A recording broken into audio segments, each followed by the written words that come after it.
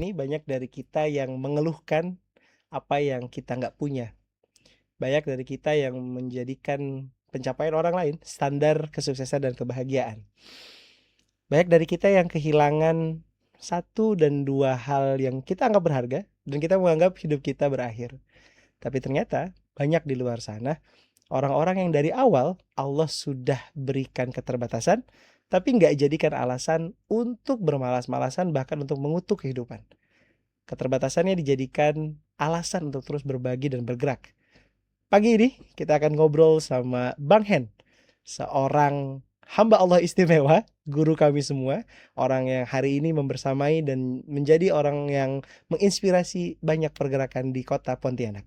Assalamualaikum Bang Hen. Waalaikumsalam warahmatullahi Masya wabarakatuh. Allah, sehat Bang Hen? Alhamdulillah sehat Bang Adia. Selamat datang di Petuah Ayah. Siap. Alhamdulillah. Jadi teman-teman, Bang Hen ini adalah seorang tunanetra. Bang Henry boleh tanya nggak? Boleh. Tunanetranya dari lahir apa ketika usia berapa? Saya dari usia 11 tahun sempat sekolah SD. Oh, berarti sebelumnya awas. Melihat. Iya. Melihat. 11 tahun ada kejadian apa? Kejadian saat itu demam panas tinggi. Diawali dengan demam panas itu panjang waktunya, itu berbulan-bulan. Demamnya berbulan-bulan? Berbulan-bulan, dan itu malam. Oh, hanya malam hari? Hanya malam hari. Kalau siang masih sekolah, pagi sekolah, sore masih main bola. Karena saya hobi main bola Bang Andika. Oh, Masya Allah. Akhirnya malam itu berbulan setiap malam. Itu setiap malam. Oke. Berarti kalau kelas 11 tahun kelas 5 SD lah ya, kurang lebih. Karena saya di kampung, di jauh pedalaman. Itu kejadian tahun 92-93. Masya Allah. Saya sekolah itu masuknya hampir 10 tahun. Oh, sebentar, ini pedalamannya daerah mana? Kalau sekarang ini Kecamatan Sajat, itu hasil pemekaran Kecamatan Sambas. Oh, jadi dari kota Sambas berapa jam? Kalau dulu ya, kalau tahun itu memakan 1-2 jam. Kalau sekarang 20 menit. Oh, karena jalan udah bagus. Udah bagus. Iya. Oke, berarti dulu katakan 10 tahun masuk SD, usia kelas 2 SD lah ya? Iya. Ketika itu panas, abis itu apa yang diingat ketika itu? Dan panas itu, yang sakit itu mata dan bagian kepala. Sakit yang luar biasa Bang. Oke. Pagi bagus sekolah, sore biasa aktivitas main bola. Kemudian titik terakhir itu ketika saya pulang main bola jam 5, malam itu langsung demam lagi seperti biasa. Dan itu kejadiannya terus sampai tengah malam. Akhirnya kecapean tertidur. Karena nahan sakit ini yang terlalu berlebihan. Tidur, besok pagi bangun dan matahari itu sudah terbit. Kira-kira matahari itu sudah jam 8 atau jam 9. Soalnya matahari itu udah panas. Ya udah panas. Dan saya bangun karena matahari ini, posisi kamar kami ini menghadap matahari. Ketika terbangun serasa panas, tapi matahari itu udah enggak bisa terlihat lagi.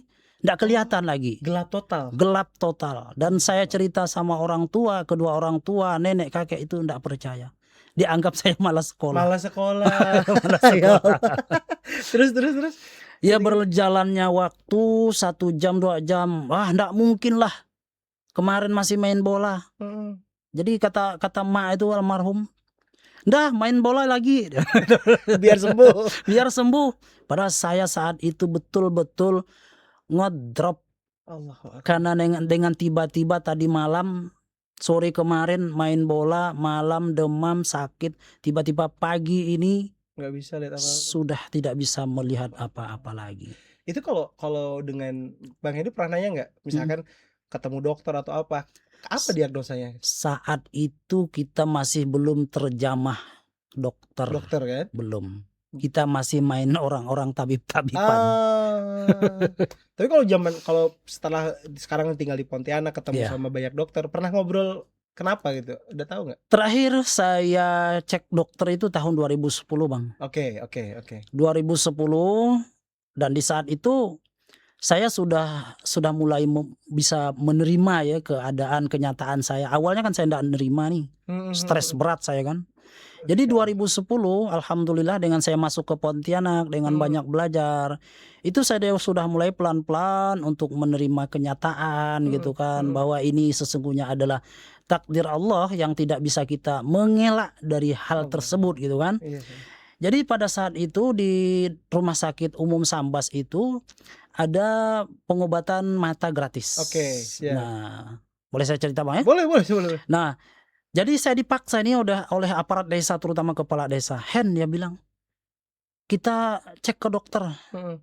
Pak Pung, saya bilang, saya ini sudah tidak bisa melihat secara total dan ini sudah lama.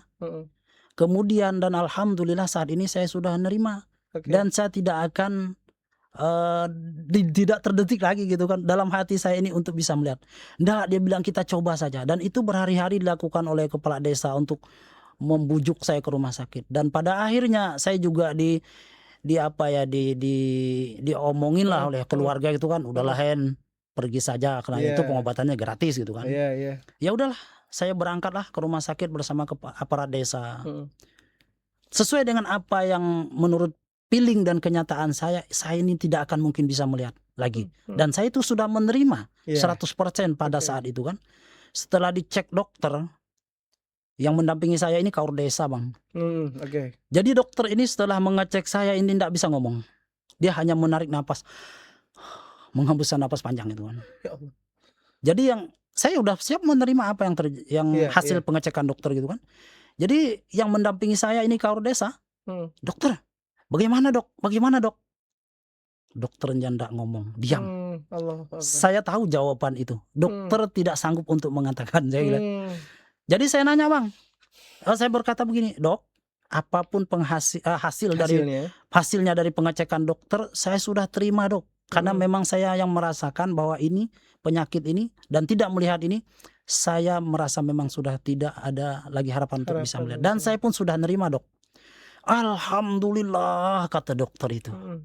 Syukurlah kalau Bang Henry sudah bisa menerima. Dan memang kata dokter, ini memang sudah tidak bisa ada lagi harapan untuk bisa melihat. Karena yang bermasalah ini adalah saraf mata. Dan alhamdulillah hanya kena saraf mata, dia bilang. Tidak kena ke saraf otak Bang.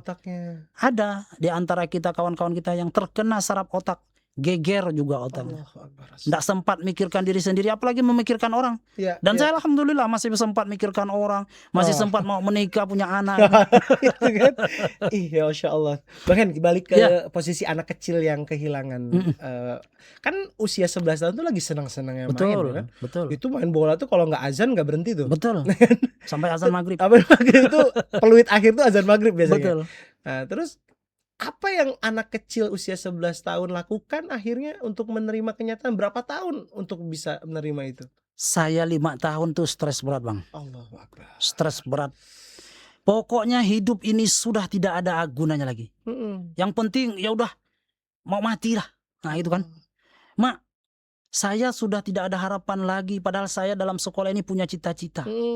Dalam sekolah saya punya cita-cita Bang. Saya ingin menjadi penegak hukum. Cita-cita saya ini ingin menjadi jaksa atau hakim waktu sekolah itu kan. Cita-cita saya tinggi saat sekolah itu. Ingin menjadi penegak keadilan, menjadi pengadilan gitu kan. Nah, sirna sudah harapan saya Mak. Nah, gitu kan. Sirna sudah, lebih baik mati saja Mak. Menangis tuh orang tua Bang. Sama-sama menangis kita kan. Sabar nak, sabar, ini sudah takdir Allah. Tapi pada saat itu kita ndak ngerti apa itu takdir ya bahkan. Kita anak-anak. Betul. Nah, dan dalam sekolah saya yang membuat saya ngedrop stres berat itu Bang. Saya di sekolah itu bukan hanya pribadi sekolah. Saya di sekolah itu memiliki sedikit pasukan ya. Wah, ketua geng ya. Saya ketua geng. Nah, kalau geng-geng main bola, itu geng-geng perkumpulan dari kelas 1 sampai kelas 6 SD itu semua ada dalam kelompok saya itu. Nah, ketika saya dihadapkan dengan kenyataan yang tidak pernah kita pikirkan dan tidak pernah terdetik dalam hati kita sebelumnya, dan itu terjadi, maka saat itu saya hancur berantakan harapan saya. Dan yang membuat saya ngedrop lagi, saya ditinggalkan pendukung. Kalau bahasa partai, ditinggalkan simpatisan. Pendukungnya siapa teman-teman berarti? Teman-teman Bang. Dan itu semua menghilang. Iya, nggak ada yang mau main. Nggak ada lagi. Itu yang membuat kita berat. Jadi hidup ini sudah tidak berguna lagi. Nah, muncullah sosok paman saya, adik emak saya ini Bang. Iya. Datang karena posisi kampungnya jauh ya. Dia di kota Sambas. Kalau datang itu setahun dua kali Oke. lebaran gitu kan. Lebaran. Sabar Hen. Disitulah paman saya yang sampai sekarang ya. Kalau ketemu itu masih memberikan kalimat yang sejuk. Hen, terima takdir yang sudah Allah berikan. Inilah yang terbaik untukmu. Dia bilang, untukmu. Dan itu pelan-pelan saya terima bang. Allah. Kalau dia bilang, kalau kamu nih masih bisa melihat, mungkin entah apa yang nanti akan terjadi dengan kau. Gitu kan. Entah apa yang terjadi. 5 tahun bang, saya ngedrop itu 5 tahun. Pendam diri di dalam kamar, orang tak bisa ketemu dengan kita. Kalau mau ketemu silakan masuk ke kamar. Dan saya hanya berteman dengan 3 benda saja waktu Apa itu. tuh? Kucing, radio, dan seruling. Kucing, radio, dan seruling. Nah, lewat kucing saya itu bicara komunikasi sama kucing. Ngobrol sama kucing. Dan saya menghibur hati sama seruling. Dan radio di sini juga pelan-pelan untuk membuka pikiran dan membuka wawasan bang. Dari situlah saya, dari kamar yang sempit, saya mengetahui mana Jakarta, mana Pontianak, mana Indonesia, mana dunia, mana ASEAN. Dari situ saya tahu bagaimana pergerakan disabilitas mulai saat itu juga sudah tertanam. Dan pada akhirnya setelah 5 tahun sudah saya terima. Dan alhamdulillah saya pun juga ikut bergaul di tengah masyarakat itu. Awalnya kan saya takut dengan orang bang. Ya pasti, betul. Takut sama orang. Dan bergaul alhamdulillah. Setelah kita bergaul melebur ke tengah masyarakat. Masya Allah. Dan karena di sekolah saya sebagai pemimpin geng gitu kan. Betul. Dan juga ketika setelah saya melebur kepada masyarakat, hal itu ndak hilang. Ya, ndak hilang. Aura pemimpinnya masih ada. Masih bang. Masya Allah. Nah masih. Saya ikut terlibat di dalam waktu itu ngurus partai. Ya. Masih sempat ya gitu. Masih. Kemudian saya sebagai pelopor untuk mendukung pencalonan kepala desa. Pada saat itu. Dan itu sebelum saya ke Pontianak itu. Masya Allah. Dan dari situ kita belajar. Gitu bang. Bang, saya kemarin kan di episode pertama kami ngobrol sama Bang Medi. Iya. Bang Medi juga kan tadinya tangannya ada, terus kecelakaan dan akhirnya diamputasi. Kurang lebih sama, dia ngurung diri sampai setahun kalau beliau. Karena usia ketika itu udah punya istri dan punya anak. Ini yang tadi saya coba dalemin itu adalah anak muda. Anak kecil kan, remaja kan. Betul. Kehilangan penglihatan sampai 5 tahun mengurung diri gitu. Betul. Tapi ternyata ada sosok paman yang tadi pas pamannya bilang saya langsung ngenyes. Luar biasa. Itu ternyata ya. Tapi kalau misalkan pengen nanya background keluarga, ayah ibu masih ada ketika itu? Ketika itu ayah masih ada. Itu kejadian 93 dan 98 itu emak meninggal. Oh, emak yang meninggal. Emak meninggal. Dan setelah emak meninggal ini juga yang menjadi salah satu bang ya, salah satu untuk membangkitkan saya harus begini gitu kan. Oke, gimana tuh? Jadi pada tahun 98 saya ditinggalkan emak. Itu emak meninggal waktu melahirkan adik saya yang terakhir dari 8 beradik itu. Iya. Bang, ini nomor berapa? Saya anak yang pertama. Oh, anak yang pertama. Ya, anak yang pertama. Jadi setelah emak meninggal 4 bulan, ayah kami juga berangkat ke Pekanbaru karena ayah kami kerja PT ya. Oke. Kerja kayu. Setelah itu adik yang saya pikirkan ini bang. Iya. Kalau terus saya mengurung diri seperti ini, bagaimana nasib adik-adik saya ke depan? Itu yang tertanam dalam hati saya. Bagaimana nasib adik-adik saya ke depan? Adik-adik saya yang bungsu itu yang ditinggalkan emak itu umur 2 tahun saat itu. Kalau waktu dia melahirkan, anak yang melahirkan meninggal itu langsung meninggal juga. Oh, bareng sama? Ya, bareng sama emak. Kalau adik yang bungsu itu umur 2 tahun waktu itu. Nah, bagaimana nasib adik saya kalau saya terus-terus begini? Padahal saya saat ini yang menjadi yang dituakan bahasa gitu. Yang dituakan. Sedangkan saya seperti ini. Udah. Dari situlah saya juga mulai bangkit, memberanikan diri untuk tampil di tengah masyarakat. Masya Allah. Itu bang. Saya pertama kali coba membangun usaha. Saya jualan dulu bang. Oke. Jadi tampil ke masyarakat pertama langsung jualan? Itu berjalannya 2-3 tahun ke depan. Oke. Jualan apa tuh bang Hen? Saya jual es. Kalau dulu tuh es pangkung itu kan. Es batu di pangkung. Dipukul itu kan. Iya. Nah, masukkan dalam kantong. Waktu itu harganya Rp500. Saya jual itu. Kemudian Ini orang nitip pisang, nitip kelapa, saya jual itu Oh. di depan rumah itu kan. Kelapa saya jual, pisang saya jual. Karena saya pikir saat itu, yang di awalnya saya mengurung diri takut sama orang, Iya. pada akhirnya dengan kejadian emak meninggal itu pikiran saya terbalik, kalau begini terus apa yang akan adik saya hadapi ini. Masya Allah. Nah, dan itu saya balik, oke, saya harus berbuat. Bagaimana saya harus bisa, paling tidak bisa menjadi penyejuk, teladan, contoh, dan bisa membimbing adik-adik ini. Dan pada saat itu sudah mulai bangkit, Bang. Masya Dan itu belum ke Pontianak masih. Belum ke Pontianak ya? Belum. Nah, berarti keluar rumah, mulai dagang, mulai ini. Betul. Ke Pontianak tuh kapan, usia berapa itu ketika? Nah, begini, waktu saya diajak ke Pontianak itu oleh kawan-kawan sama juga tunanetra juga yang pernah ikut MTQ. MTQ ya. Musabaqah Tilawatil Quran itu kan. Nah, pada saat itu saya di kampung itu sudah mengikuti juga, cuman tingkat desa masih. Kecamatan, desa gitu kan. Nah, saat itu saya diajak ke Pontianak itu di Wana Bakti 3, Paris 2 itu. Situ ada guru kami namanya Ibu Hajah Zulfikar Sa'rani, seorang sosok yang betul-betul belum pernah saya rasakan sosok guru ini. Saya ditelepon, Bang. Itu akhir 2009. 2009, maaf. Oke, 2009.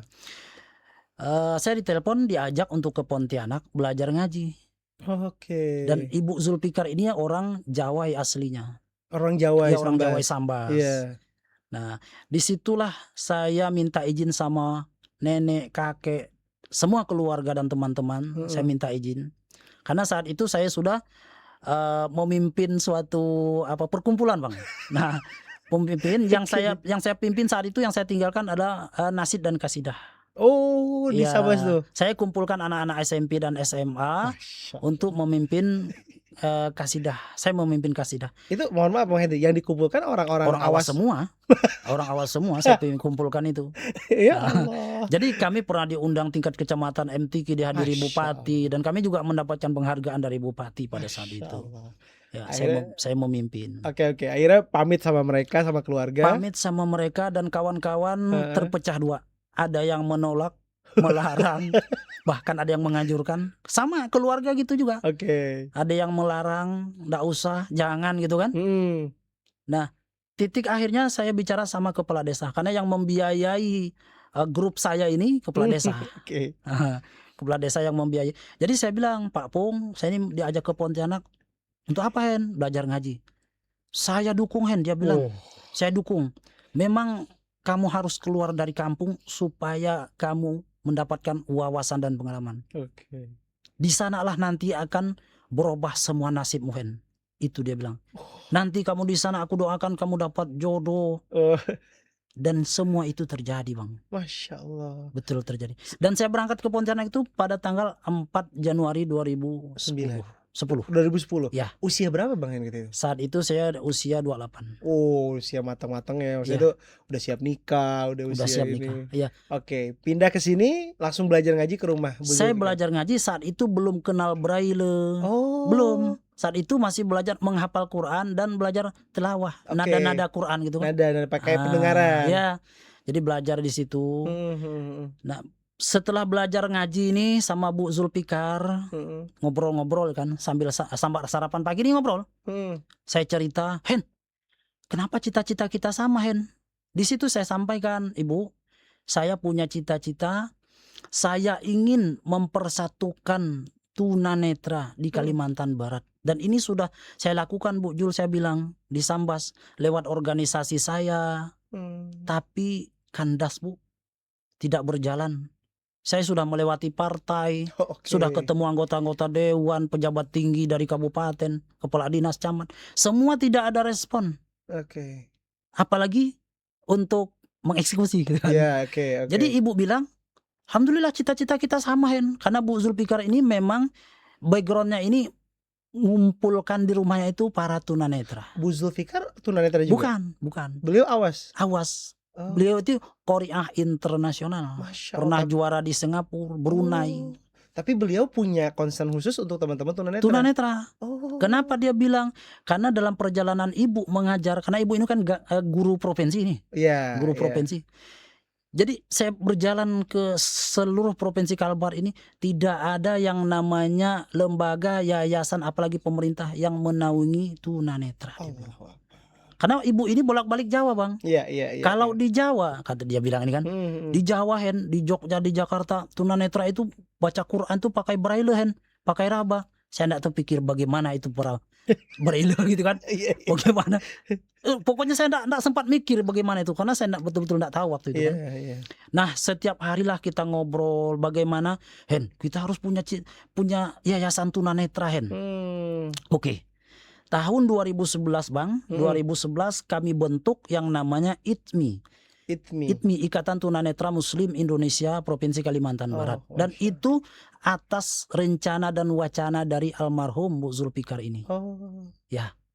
Jadi waktu itu langsung kita bentuk. Untuk apa ini? Ini sebagai corong perjuangan gitu kan. Corong perjuangan. Oke. Saya sudah berjuang lewat PPDI, Persatuan Penyandang Disabilitas Kabupaten Sambas. Tapi itu kandas. Nah, saya juga pengurus di sana. Jadi kita ambillah ITMI ini yang supaya menurut kami ini konsen ke tunanetra saat itu kan. Iya. Kita ambillah ITMI. Nah, maka itu kita mencoba untuk melobi ITMI dan kita lobi. Alhamdulillah kita langsung di SK-kan pada tahun 2012 itu SK. Ya, di SK-kan, dan saya sebagai sekretaris wilayah waktu itu. Oke. Sekretaris wilayah, dan kita sudah bolak-balik diundang ke Jogja, ke Jakarta saat itu. Dan di sana saya ketemu dengan para tunanetra yang hebat-hebat. Ketua ITMI ini master tunanetra juga. Dan di sana saya banyak bertanya, Bang. Inilah yang menjadi gairah saya untuk membangun tunanetra lebih meningkat harkat dan martabat ini lebih melejit lagi ke atas itu kan. Kenapa? Karena dulu saya mendengar radio dan sekarang sudah ketemu orangnya. Oke. Nah, gitu kan. Iya. Sudah ketemu. Satu yang saya pertanyakan kepada kawan-kawan di Jawa sana. Kenapa tunanetra di sini rata-rata sudah mandiri, satu. Yang kedua, bagaimana di sini respon masyarakat kok begitu luar biasa gitu kan, kegiatan tunanetra ini, ITMI ini mendapatkan respon, tanggapan, bahkan disponsori oleh masyarakat di sana. Di Jogja, tepatnya di Sleman waktu itu. Nah, Sleman itu kan pergerakan tunanetra muslim sana tuh. Pesak di sana. Di Sleman tuh ya pusatnya. Iya, kemunculan braille juga di sana. Nah, dia bilang, kuncinya, intinya itu berada di diri kita, bukan orang lain, dia bilang. Jangan kita menyalahkan masyarakat dan jangan kita menyalahkan pemerintah, dia bilang. Belangkahlah, berbuatlah, bergeraklah untuk kita. Oh, seperti itu. Iya. Kita harus banyak bergerak, sosialisasi, silaturahmi, temui orang-orang baik, temui orang-orang. Tidak ada orang yang tidak akan tersentuh. Di antara sekian banyak orang yang kita ketemu, pasti nanti ada. Gitu. Keren. Jadi jangan habiskan energi dinyalahkan orang, nyalahkan pemerintah, ya kan? Betul. Tadi ya Bang Hen waktu di Sambas cerita apa yang dibangun kandas. Tidak disupport. Ya, ternyata jawabannya di Jogja. Di Jogja. Ya Allah. Di Jogja ketemu. Keren. Oke. Nah, Bang Hen kan kita udah kebayang nih, kegambar perjalanannya. Tapi apa sih yang mendasari Bang Hen akhirnya mau ngurusin orang lain, mau ngurusin teman-teman tunanetra yang lain? Nah ini apa yang jadi? Waktu itu Bang, saya di Sambas ketemu dengan saya baru ya mengenal namanya dunia disabilitas waktu itu. Saya masuk ke organisasi umum. Saya temui kawan-kawan ini, saya datang dari kampung ke kampung, saya temui apa yang kawan-kawan lakukan. Ternyata kawan di sana hanya mendapatkan tidur seputar rumah. Apa yang dilakukan? Nggak ada. Sementara yang saya dengar di Jawa sana, mereka sekolah kan, ada yang menjadi pegawai negeri bahkan. Kenapa kita di sini nggak bisa? Itu jawabannya. Kalau begini kita harus bangkit. Kita harus bersuara. Nggak bisa kita hanya menyalahkan pemerintah. Kita harus menuntut pemerintah. Tapi kalau secara pribadi ini tidak akan mungkin ditanggapi, gitu kan? Kita harus punya Suara banyak. Suara banyak. Oke. Dengan perlunya kita komunitas itu tadi. Maka saya bangunlah jaringan komunitas ini. Dari PPDI Persatuan Penyandang Disabilitas, dari saya memegang ITMI ini, Ikatan Tunanetra Muslim Indonesia ini. Ya karena dasarnya tadi ya, kepala geng tadi ya. Ya betul. itu sejarah yang tak bisa dilupakan. Dia punya kepemimpinan leadershipnya akhirnya harus bergerak. Oke. Betul. Sekarang kan sibuknya Bang Hen lagi di IBC ya. Betul. IBC itu Ikro Braille Center. Nah ini kan lembaga resmi yang akhirnya menampung kegiatan Bang Hen di situ. Betul. Boleh cerita dong gimana akhirnya berdiri IBC? Ya. Ini kan suatu cita-cita saya yang lama, Bang. Betul. Iya kan, cita-cita yang tidak pernah terpendam gitu kan. Artinya cita-cita yang tidak pernah kandas, walaupun perjuangan sering kandas gitu kan. Oke. Cita-cita tidak pernah kandas walaupun perjuangan sering kandas. Ya keren ini. Oke. Nah, ceritanya saya ketemu Ustadz Lukman ini tahun 2014. Oke, ketemu Ayahman ya? Ayahman. 2014. Ya, Oke. 2014. Nah, cerita yang sangat unik sekali. Gimana? Di saat itu saya masih mengajar di lembaga lain di Kota Baru. Oke. Nah, saya mengajar Braille di sana. Padahal cita-cita saya bukan hanya sekedar mengajar, tapi saya ingin menjadi penggerak yayasan gitu kan.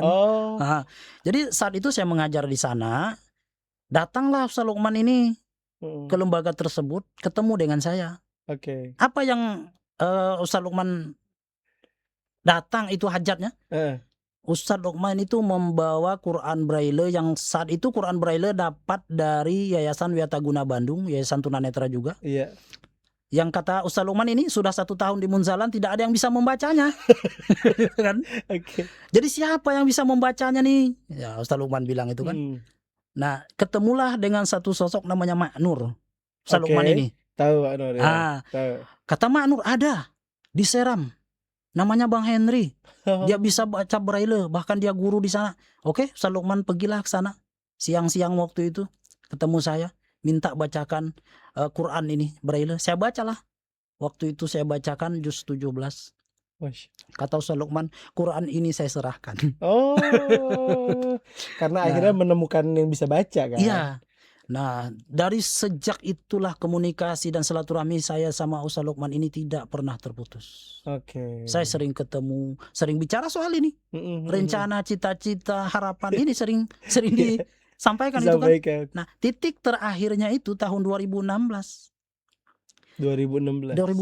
ngomong di sudut masjid kapal pojok kiri. Iya kan? Cerita di situ yang sampai sekarang saya masih tetap berada duduk di situ. Kalau datang itu udah pasti di situ. Iya, karena di situ punya sejarah panjang, Bang. Sertifikat hak milik Bang Henry. Betul. Iya, Kak. Jadi cerita di situ. Ustadz, saya bilang, saya punya cita-cita. Saya ingin membangun sebuah lembaga. Oke. Ustadz Lukman bilang, yang di sana saya hanya mengajar, Ustadz. Saya ini punya misi yang besar, saya bilang. Saya ingin menggerakkan. Kenapa saya ingin menggerakkan? Karena tunanetra ini tidak bisa hanya kita dengan menginfokan lewat media sosial saat itu ya. Iya. Lewat media sosial mereka langsung datang. Enggak, kita harus datang silaturahmi, kita ajak, kita berteman dulu. Dengan pertemuan fisik, bukan dengan lewat media sosial, lewat radio, lewat TV. Itu enggak akan tersentuh. Jarang itu tersentuhnya. Buktinya saya bertahun-tahun menjalankan sebuah organisasi itu juga sulit untuk menjangkau kawan-kawan. Karena ini minder dulu. Iya, oke. Aku kan enggak bisa lihat. Iya. Padahal mereka enggak sadar kan yang ngajak ini juga enggak bisa lihat. Nah, itu kan. Nah, tapi kan ya mungkin tingkat pemikiran dan pemahaman beda mungkin kan. Betul, nah, saya dalam keadaan tidak melihat ini yang menjadi penunjang saya ini. Kita enggak perlu minder, enggak perlu mundur. Kita harus maju. Siapa lagi untuk memperjuangkan kita kalau bukan kita gitu kan. Nah, saat itulah muncullah ide dari Ustaz Lukman untuk mencarikan tempat itu yang di ruko. Itu ceritanya. Akhirnya Ustaz Lukman yang mencarikan tempat. Iya, betul. Ketemulah sama wakifnya kan ketika iya, itu. Betul. Pak Dr. Iqbal itu. Pak Dr. Iqbal dan Ibu ya. Bu Rahmi itu. Bu Rahmi. Akhirnya jadilah Ikra IBC. Center. Nah, IBC ini kan gabungan dari Iqbal dan Rahmi. Itu Ustaz Lukman yang memberi nama itu. Ikra itu Iqbal dan Rahmi. Iqbal dan Rahmi. Ya Allah. Itu tahun berapa Ustaz? Itu tahun 2016. Ya 2016. Kalau saya menempati ini awal Januari tahun 2018. Oh, tempat yang ruko ya, gitu ya. Saat itu kan saya masih mengajar di lembaga sebelah sana di Kota Baru, di Arahmah itu kan. Iya. Di situ saya 6 tahun di situ. Masya Allah. Ustaz, berarti ketika Ustadz di Jogja belajar Braille itu berapa lama? Enggak, saya belajar bukan di Jogja, saya belajar di Pontianak. Kalau ke Jogja itu kita urusan organisasi. Oh, urusan organisasi. Ya. Berarti belajar Braille bacanya di Pontianak. Di Pontianak. Ada gurunya? Yang menjadi ketua kami IDMI ini seorang guru saya. Oh. Dan pada saat itu tahun 2008-2009 kami ini sebenarnya sudah berteman lewat HP ini. Saya masih di Sambas. Dan sampai ke Pontianak kita masih jalan terus ketemu komunikasi karena satu organisasi, Bang. Saya di PPDI Kabupaten, yang guru saya ini Pak Ramidi almarhum berada di PPDI Provinsi, bagian provinsi. Jadi kami jalan terus komunikasi. Cuman enggak tahu bahwa Pak Ramidi ini bisa Braille. Gitu ceritanya. Gitu. Berarti pas datang ke Klaten itu bukan belajar Braille. Kalau ke Jogja itu bukan belajar Braille. Itu organisasi. Kita organisasi di sana, kita musyawarah. Masya Allah. Gitu. Malah di Pontianak belajar Braille. Di Pontianak. Berapa lama belajar Braille, Bang Hendri? Kalau saya belajar itu 3 bulan, alhamdulillah sudah bisa baca Quran Braille. Oh iya? Iya. Bukan susah kalau Braille katanya. Betul, susah. Itu sampai pusing-pusing kepala itu, sampai neteskan air mata itu. Ya Allah. Tapi saya nekat. Iya. Saya harus bisa ini. Saya harus bisa. 2 bulan saya sudah bisa. 3 bulan saya sudah alhamdulillah sudah bisa lancar Braille. Oke. Kalau sekarang ada santri-santri di IBC atau orang yang tunanetra belajar Braille itu tantangannya apa paling susah? Kalau tantangan itu kan bermacam-macam ya. Betul. Tantangan itu biasanya muncul dari diri sendiri. Susah gitu kan. Iya, motivasi tadi ya. Itu. Iya. Maka saya sampaikan dengan teman-teman yang belajar Braille, siapapun mereka itu kan. Pertama, kita belajar itu serius tapi santai. Santai tapi serius. Gitu kan? Nah, serius. Kalau serius, sungguh-sungguh, insya Allah itu dapat. Masya Allah. Kalau hanya santai enggak serius ya enggak akan dapat. Dapatnya pun sedikit-sedikit. Ya sedikit. Iya. Bang Hendri pengen nanya. Kan tadi udah cerita tentang organisasi, tentang Braille. Bang Hendri kan dari Sambas ke Pontianak didoakan dapat jodoh nih. Betul. Sama Pak Kadus nih. Iya. Gimana ketemu sama Umi nih?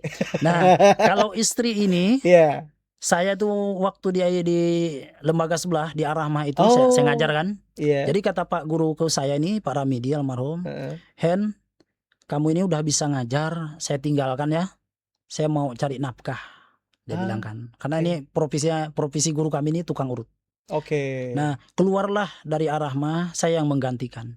Nah, istri saya ini pernah juga diajar Pak Ramidi ini. Namun kata Pak Ramidi, Hen tolong ajari ini. Nah, ini salah satunya istri saya nih. Yang sebelum menjadi istri ini kan. Jadi saya yang ngajar. Gitu.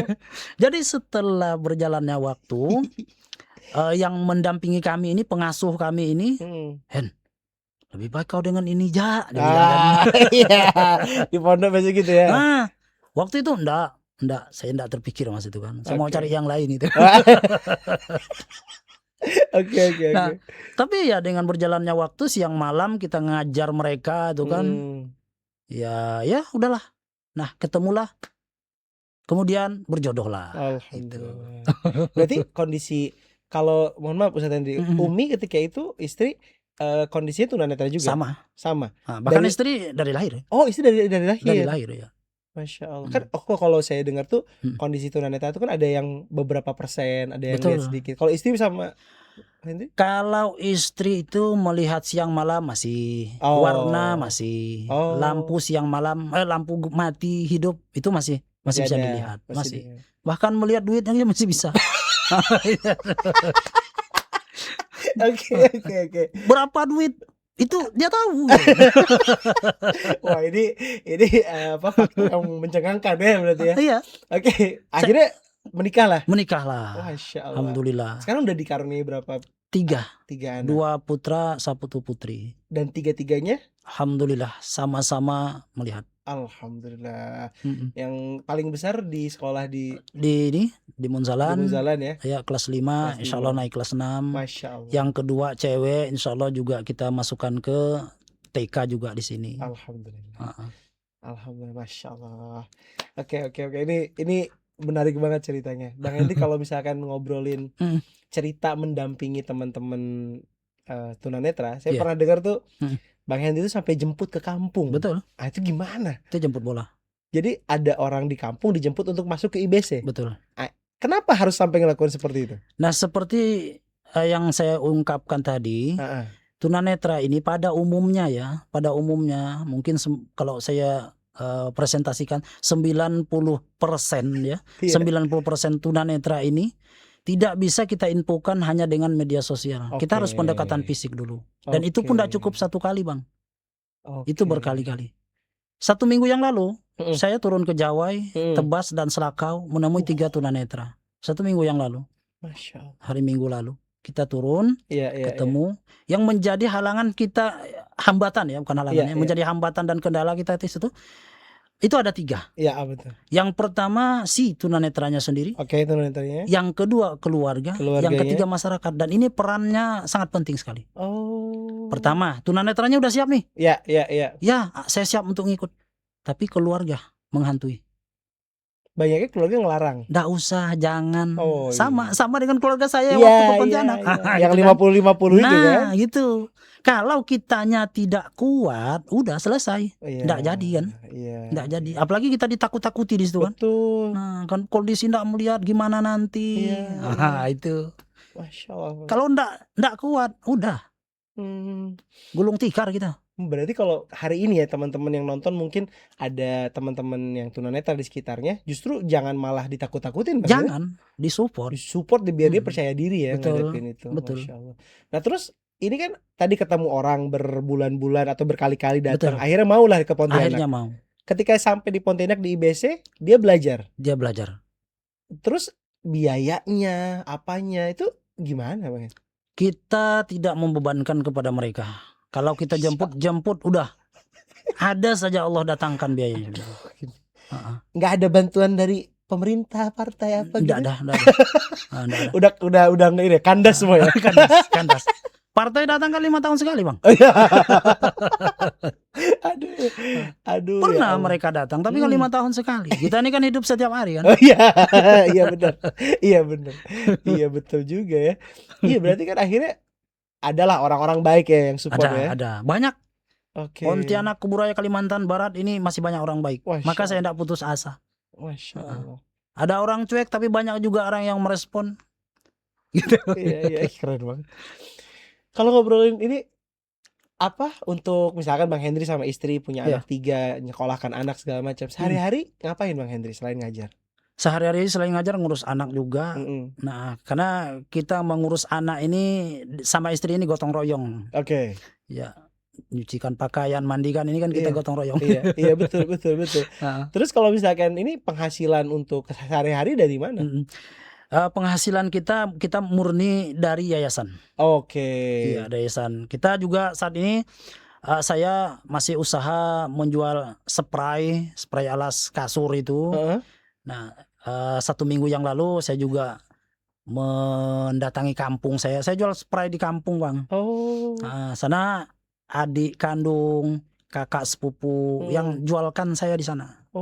Ya. Berarti tetap ya. Jadi tadilah nggak ada alasan walaupun di yayasan tetap dagang juga. Masih dagang. Kalau Umi ada kerja misalnya bikin kue ke apa? Dulu bikin kacang goreng kalau ada pesanan. Nah, kalau ada pesanan. Bisa masak beliau? Bisa. Bisa. Maka kita di IBC ini bukan hanya mengajarkan Quran, bukan hanya mengajarkan agama.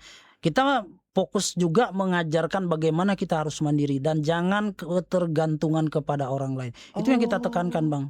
Terutamanya bisa untuk mencari makan untuk diri sendiri lah. Iya. Misalkan orang tua kita nanam padi dengan susah payah setahun baru dipanen. Kita hanya sekedar memasak dan makan itu masih memerlukan orang lain kan. Berarti IBC ini bukan cuma sekedar bisa baca Quran Braille. Tapi mandiri. Mandiri. Oh, Kita ajarkan gitu. mereka untuk masukkan beras ke dalam magicom, Iya, bagaimana iya. cara mengukur airnya, itu kita Iya. ajarkan. Oh, Masya Allah. Iya, kita ajarkan. Kalau dari semua nih, dari semua kisah jemput santri, dari apa segala macam nih, ada satu kisah yang paling unik yang membekas selama ini apa kira-kira? yang itu tuh nggak terlupakan tuh apa kira-kira? Kalau yang nggak terlupakan, ya cerita yang unik. Pernah saya datang ke suatu desa gitu kan. Itu saya pernah diinterogasi oleh kepala desa. Saya dicurigai. Masya Allah. Untuk apa orang tidak melihat kau bawa ke Pontianak itu? Saya ceritakan bahwa saya punya gerakan ini. Apa mereka bilang? Belum pernah kami dengar, belum pernah kami saksikan itu. Saking awamnya masih, saking keterbelakangannya kami gerakan kami, gitu kan? Nah, saya diinterogasi sekitar setengah jam, baru saya dilepas untuk mendatangi minta izin bahwa di kampung ini ada tunanetra. Nah, akhirnya saya dilepas dan saya bisa masuk ke rumah tunanetra tersebut. Saya bicara baik-baik sama keluarga, sama orangnya. Saya bicara situ dan saya bawa ke Pontianak orangnya. Mungkin karena beberapa case Bang Henry pernah ada juga kan orang tunanetra dari kampung dibawa malah di sini mohon maaf ya dijadikan pengamen, dijadikan minta-minta, ada juga gitu kan? Kalau mereka dengar seperti itu mungkin lah ya. Iya. Tapi kalau yang kejadian untuk di Sambas itu belum pernah terjadi sih Bang. Belum pernah terjadi yang gitu-gitu belum pernah terjadi. Itu biasanya di sinetron saya juga nontonnya, nggak tahu kalau di Jawa ya. Tapi kayak kan ya Allah. Oke, siap. Nah, kalau perjalanan hidup Bang Henry ini dari ngurusin dakwah, ngurusin santri tunanetra, apa kira-kira hadiah terindah yang pernah Allah kasih? Banyak Bang. Apa kira-kira ini? Hadiah terindah, istri saya dapat, anak saya dapat, saya menjadi pemimpin rumah tangga. Kemudian Ustadz Lukman mengajak saya berangkat umroh bersama itu sudah 2 kali. 2 kali umroh. Nah, ini banyak hadiah-hadiah yang saya dapatkan dan yang tidak saya sangka-sangka gitu kan. Dan paling ya juga tidak kalah besarnya hadiah ini, IBC ini yang dulunya sebagai lembaga kecil yang tidak punya identitas secara resmi, pada tahun 2022 resmi sah menjadi yayasan dari mendapatkan SK dari Menkumham. Ya, 2022 kemarin ya. Ya, yayasan kita bernama Yayasan Sahabat Netra Katulistiwa. Alhamdulillah. Pondok Quran IBC, Yayasan Sahabat Netra Katulistiwa. Berarti teman-teman yang di Pontianak atau mungkin seluruh Indonesia yang pengen tahu informasi tentang IBC kemana larinya nanti? Silahkan hubungi kami. Iya, berarti di nomor di bawah ini ya. Iya. Nanti ada nomor deskripsi sama Bang Sadam, ada nomornya, ada mungkin sosial medianya yang bisa dikontak. Kalau mau kolaborasi, mau jadi supporting system dan bisa jadi orang-orang yang membersamai. Bang Henry, ini udah nggak terasa sudah 40 menit lebih kita ngobrol. Apa kira-kira pesan yang mau disampaikan atau petuah dari Bang Henry untuk teman-teman yang nonton hari ini? Ya. Sedikit pesan kepada semua kaum difabel, tunanetra terkhusus maupun difabel yang lain. Saat ini kita tidak perlu dan tidak usah menyalahkan kiri kanan sana sini, pemerintah dan masyarakat. Mulailah kita bergerak, berjalan, berdakwah, melakukan hal terbaik, dan jadilah kita menjadi orang yang bermanfaat dan memberikan manfaat untuk orang lain. Gitu Bang. Masya Allah. Aduh, merinding saya dengarnya. Ini buat yang teman-teman difabel dikasih semangat untuk manfaat dan bermanfaat ya. Apalagi teman-teman yang Allah kasih kelengkapan. Malu banget kalau kita cuman kerjaannya tidur, makan, tidur, nggak bisa masak nasi, ya kan? Berarti malu banget kan? Ya, orang tuanya bercocok tanam, kitanya nggak bisa masak nasi. Saya tadi pas Bang Hendy cerita, malah kepikiran kita yang hari ini Allah kasih kelengkapan malah males. Ya. Tadinya Bang Henry anak kecil yang pengen jadi penegak hukum, Allah kasih tiba-tiba ujian, Allah ambil penglihatan, dan hari ini menjadi seorang penggerak, menjadi pimpinan dari sebuah yayasan Iqra Center. Masya Allah, tabarakallah. Makasih Bang Henry untuk ilmunya. Dan semoga nanti kesempatan selanjutnya kita bisa bikin podcast episode kedua. Siap. Kita masih bahas, kayak saya pengen ulik yang lebih dalam tentang perjalanan IBC, tentang bagaimana para santri, atau mungkin nanti kita bikin podcast langsung di IBC nanti. Boleh. Baik, itu aja mungkin Bang Hendy, jazakumullah. Siap. Terima kasih banyak. Assalamualaikum warahmatullahi wabarakatuh. Waalaikumsalam warahmatullahi wabarakatuh.